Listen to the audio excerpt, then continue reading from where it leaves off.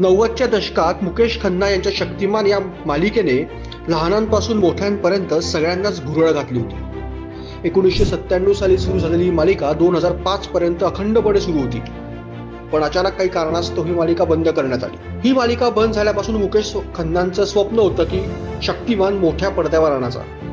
आता ही मालिका संपल्यानंतर तब्बल 17 वर्षांनी मुकेश खन्ना यांचे स्वप्न पूर्ण होत असून त्याची अनाउन्समेंट त्यांनी नुकतीच केली आहे। सोनी पिक्चर्स सोबत मुकेश खन्नांची भीष्म इंटरनॅशनल हे प्रोडक्शन हाऊस शक्तिमान मोठ्या पडद्यावर आणतंय। 3 भागांमध्ये शक्तिमान बनणार असून एक नावाजलेला दिग्दर्शक या चित्रपटाचं दिग्दर्शन करणार आहे।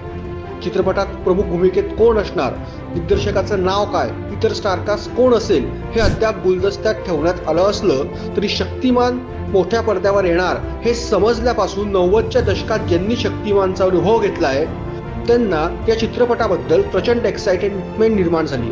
त्यामुळे आता शक्तिमान मोठ्या पडद्यावर काय जादू करतो हे बघणं इंटरेस्टिंग ठरणार आहे।